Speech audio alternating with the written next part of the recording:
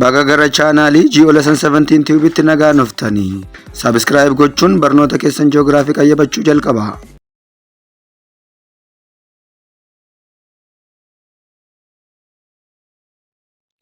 Under this lesson, we are going to deal about the meaning of geography, the scope and the branches of geography. 1.1.1 Meaning of geography. The term geography first emerged from the Greek words geo and graphos. Geo means earth and graphos means writing or describing. Geographiin jechoota Giriikii lama irraa kan dhufe yoo ta'u, isaanis geo fi graphos. Geo jechuun lafa jechuu yommuu ta'u, graphos jechuun immoo barreessuu, ibsuu jechuudha. Kanaaf ji'oogiraafii jechuun waa'ee lafaa barreessuu, waa'ee lafaa ibsuu jechuudha. Geography means describing about the earth, writing about the earth. Due to the scope of geography is very wide and dynamic, geography has no single and static definition.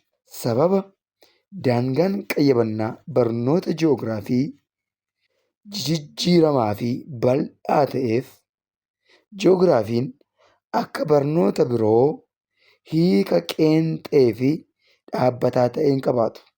Fakkeenyaaf, baayoloojiin maali? Biology is a branch of natural science that studies about all living things in relation to their environment jennee ibsuu dandeenya. But different scholars define geography in different views. For example, fakkeenyaaf dhaloota kiristoosiin dura bara 276 hanga 196 gidduu ture lammii Giriik Eraatosthenes abbaa ji'oogiraafii jedhamu yeroo jalqabaadhaaf ji'oogiraafiin ibsituu qaama lafaati jedhee lafa kaa'aa jechuudha. For Eratosthenes, geography is the description of the earth during 1769 up to 1859. For Alexander van Humboldt, geography is a synthesizing discipline to connect the general with the particular through the measurements, mapping and regional emphases. Geography jechuun disipiliinii yaada gooree wajjin walitti fiduun safaruudhaan kaartaa qopheessuu fi naannolee xiyyeeffachuu irratti kan xiinxaludha. Definition for geography given by Eratosthenes and Alexander von Humboldt are becomes strictly different, but they commonly define geography. Hiikoleen lamaan Eratosthenesii fi Alexander von Humboldtiin hiikaman adda adda yoo ta'an illee ji'oogiraafiidhaan garuu sirriitti ibsaniiru jechuudha. Barattoota kana irraa kan ka'e ji'oogiraafiin hiika qeenxee fi dhaabbataa ta'e hin qabu yoo jenne sababaani jechuudha. Itti aansine saayinsii waa'ee qaama lafaati jedhee ji'oogiraafiidhaan kan ibse kitaaba dikshiinarii yookaan hiika jechootaa bara 1964ti. Ammas hiikni ji'oogiraafii adda adda yoo ta'e illee ji'oogiraafiin garuu hiika argachaa jira jechuudha. The fourth person, Hartison Ritter, 1899 up to 1992, defined geography as a branch of knowledge that concerned with the provision of an accurate, orderly and rational description of distributions on the surface of the earth. Inni kun Alexander van Humboldt wajjin walitti dhufeenya qabaata. Karl Ritteriidhaaf ji'oogiraafiin damee beekumsaa dhimma dhiyeessii qindoominaa, tartiiba sababawaa fi qaamolee lafaa irratti wantoota faffaca'anii jiraniin qayyabachuudhaaf dhimma kan itti kennudha jedhee ibsa. Inni shanaffaan Yeats ji'oogiraafiidhaan saayinsiidha jedhee ibsa. Geography is a science.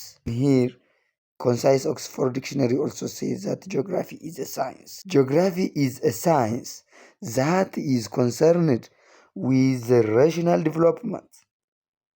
development, testing of theories that explain and predict the spatial distribution and the location of things and the phenomena on the surface of the earth. Yitsiif ji'oogiraafiin saayinsii dhimma guddina sababawaa fi yaaddiddama qoratu ta'ee dhimmoota qaama lafaa irratti faffaca'anii jiraniin qorachuudhaa fi xiinxaluudhaaf tilmaamuudhaaf kan ooludha. Ji'oogiraafiin barattoota saayinsiidha jechuudha. Ji'oogiraafiin saayinsiidha. Kanaafuu ji'oogiraafiin hiika qeenxee fi dhaabbataa ta'e hin qabu. Geography is a science. What do you think? Is geography social science or natural science? A branch of natural science, or neither natural science nor social science? Damee saayinsii hawaasaati moo damee saayinsii uumamaati? Moo lachanuu miti? Deebii keessan koomentii jalaan akkanaa keessan gamanumaan isin affeera. 112 The scope of geography. Daangaa qayyabannaa ji'oogiraafii. Scope jechuun qabiyyee hanga bal'inaa yookiin dhiphina qayyabannaa barnootaa jechuudha. Scope is the content, how broad or narrow of the field of study. Or scope is the extent of aerial coverage for study. The scope of geography is very wide. Barattoota, daangaan qayyabannaa barnoota ji'oogiraafii baay'ee bal'aadha. Akkasumas jijjiiramaadha. Kana jechuun garuu daangaa hin qabu jechuu miti. The scope of geography is very wide and also dynamic, but does not mean that it is limitless. However, it becomes very wide, but it is limited by time and space. Yeroo fi bakka irratti daanga'aa jechuudha. It studies many physical and human features of the world. Ji'oogiraafiin waa'ee damee uumamaa akkasumas namtolchee ta'iiwwan qaama lafaa irratti addunyaa irratti ta'aniin qayyabata. It focuses xiyyeeffannoon isaa cause and effect, sababaa fi bu'aa akkasumas walitti dhufeenya wantoota qaama lafaa irratti ta'anii irratti xiyyeeffata jechuudha. Okay? The focus of the scope of geography is that causes, effects and interactions. The subject examines features in hydrosphere, in atmosphere, lithosphere, biosphere and also atmosphere. Geography also studies the economic, the social, political and ecological problems. So geography is a holistic discipline of knowledge and academics. Geographiin daangaan qayyabannaa isaa bal'aadha gaafa jennu holistic disciplineidha jechuudha. Dhimma wantoota uumamaan ta'iiwwan uumamaan qaama lafaa irratti ta'anii fi namtolcheedhaan ta'an irratti qayyabata jechuudha.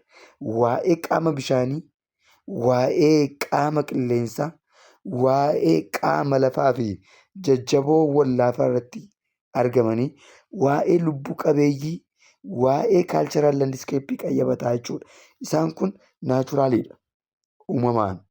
Akkasumas hawaasummaa, diinagdee, haala siyaasaa, ecological probleemota qayyabataa jechuudha. Kanaaf holistic disciplineidha jechuudha. Not a single kan jenneef dursine kanaaf. Its scope is dynamic. Dynamicidha gaafa jennu it changes as discoveries and ideas enter into the field. Akkuma baroonni jijjiiramaa deemaniin teknooloojiin babal'achaa gaafa deemu Argannoowwan adda addaa baroota booda argamaa deeman sun gara sirna barnootichaatitti daddabalamaa deemu waan ta'eedhaaf daayinaamikiidha. Jijjiiramaadha jennaa jechuudha. Not static. Not static. Dhaabbataa miti. Kanaafuu iskooppiin ji'oogiraafii haayidroosferii irratti, baayosferii irratti, atoomosferii irratti, liitosferii irratti, antirooposferii irratti kan hirkateedha, kan daanga'eedha jechuudha. Hydrosphere means it is all bodies of water, oceans, rivers, lakes, streams, swamps, and the like. And also it studies about tides and the waves. Waa'ee dambalii galaana irraa fi sochii galaana irraas qoyyabataa jechuudha hydrosferiin. Baayosferiin baayooji'oogiraafii ta'ee waa'ee lubbuu qabeeyyii fi orgaanizimootaa biqilootaa fi bineeldotaa kan qayyabatudha jechuudha. Biosphere is a branch of physical geography which studies about living organisms, plants, animals, and the like. Atmosphere includes all aspects of air composition surrounding the planet. Qabiyyee qilleensaa naannoo ardiilee addunyaarra jiraniin kan qayyabatu atmosphere jenna jechuudha. Composition of airiidha jechuudha. Lithosphere the solid layer of rocks. Dhagaawwan albuudota adda addaa qaamota jajjaboo dachee irratti jiraniin kan qayyabatu lithospherein. It covers the entire surface of the planet. Qaama jajjaboo ardii addunyaarra jiruun kan ofitti dabaludha. Anthroposphere jechuun parts of environment that is made or modified by humans. So it is cultural landscape. It is the cultural landscape. Cultural landscape dha. Cultural landscape dha gaafa jennu aadaa qonnaa, babal'ina magaalotaa fi kanaaf kan kana fakkaatan of jalatti qabataa jechuudha. Inni biraan nuti mata duree kana jalatti ilaallu toora xiyyeeffannoo qayyabannaa barnoota ji'oogiraafiiti. Barnoonni ji'oogiraafii toorri xiyyeeffannoo isaa maali? Tokko lafa irratti xiyyeeffata qayyabannaan ji'oogiraafii. Lafa irratti argama isaa position yuunivarsiitii yookiin hawaa keessatti argama lafaa akkasumas haala sochii lafaa irratti xiyyeeffata. The major study area of geography focuses are the earth, its position in the universe, and also its movements.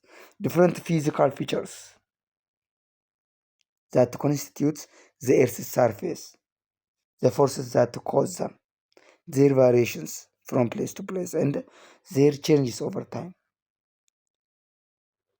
Wantoota jijjiirama qaama lafaa irratti uumamaan fidan qayyabachuudhaaf akkasumas garaagarummaa taa'umsaa fi faffaca'iinsa wantoota qaama lafaa irratti argamanii qayyabataa. Inni biraan toorri xiyyeeffannoo qayyabannaa barnoota ji'oogiraafii dhiibbaa ilmi namaa fi naannoon inni keessa jiraatu namarratti qabuu fi dhiibbaa ilmi namaa naannoo ofii keessa jiraatu irratti qabu kan qoratudha jechuudha. The relationship between human beings and their natural environments, which means geography studies about the interdependency and the impact that each has on other.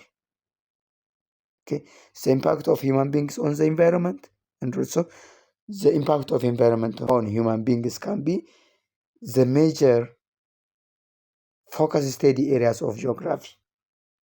Another, the major areas of geography's study focus are the conditions of lower part of atmosphere.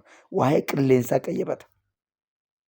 The subsequent weather and the climate conditions. Weather and the climatic conditions with their spatial distribution and the variations. Haala jijjiiramaa fi faffaca'iinsa qilleensa qaama lafaa irratti ta'u iddoodhaa iddootti yerootti ta'u qayyabata jechuudha. Inni biraan the materials that make up the earth. Dacheen maalirraa uumamte? Akkamitti uumamte? Akkasumas garaagarummaa taa'umsa lafaa kan qayyabatudha jechuudha. From what materials the land is formed and also its diverse landforms.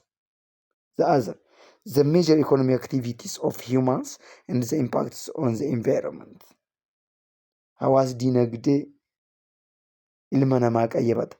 Hawaas dinagdee guguddinaa fi faca'insa lakkoofsa uummataa iddoodhaa iddatti, qubsumni uummataa iddoodhaa iddootti bakkaa bakkatti maaliif adda ta'e kan jedhuu fi dinagdee qayyabata jechuudha. Good.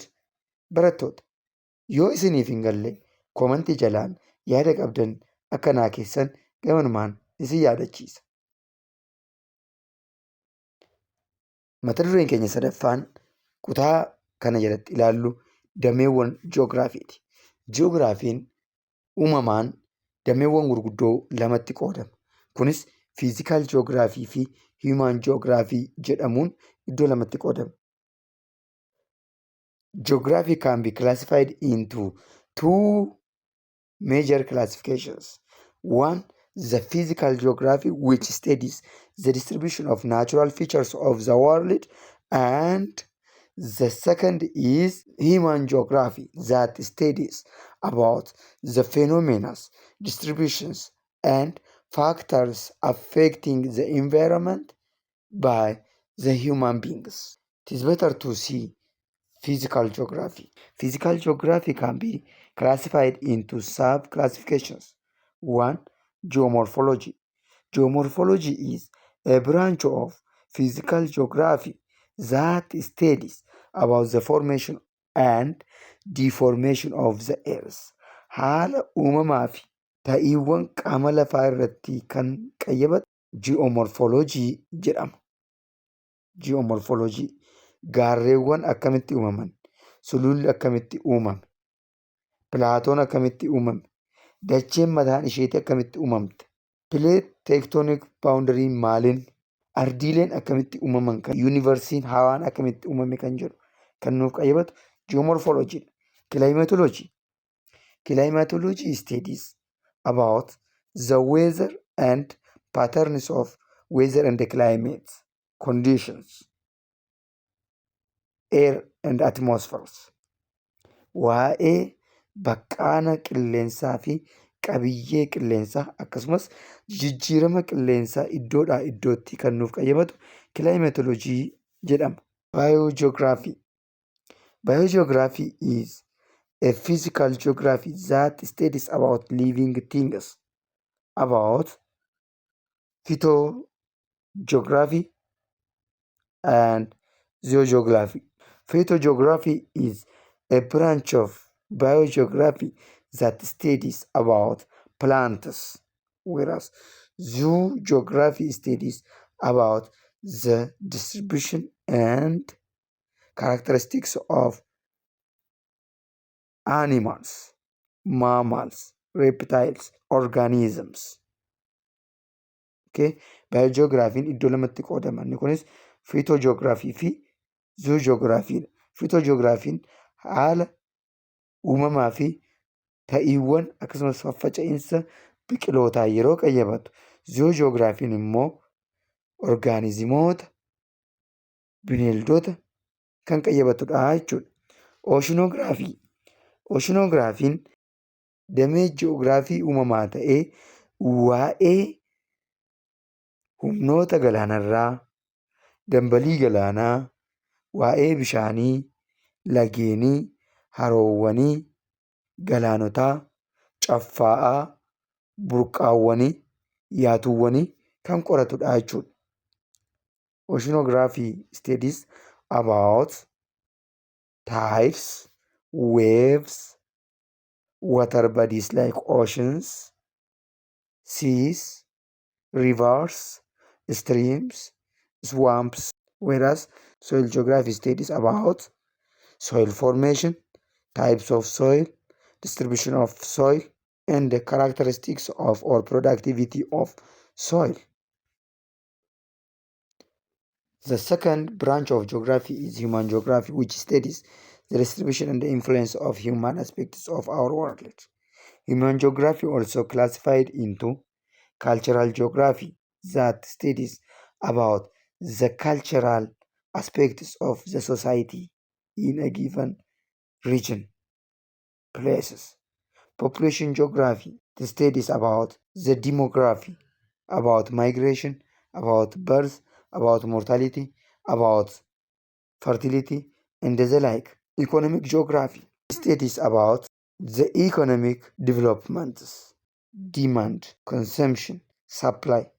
Political geography, studies about political entities and also how the people are practicing their right to implement the political decisions, as well as demarcating boundaries between two regions. Urban geography, studies about urban expansion, cities and the towns. Historical geography, it studies about the past and predicts about the future.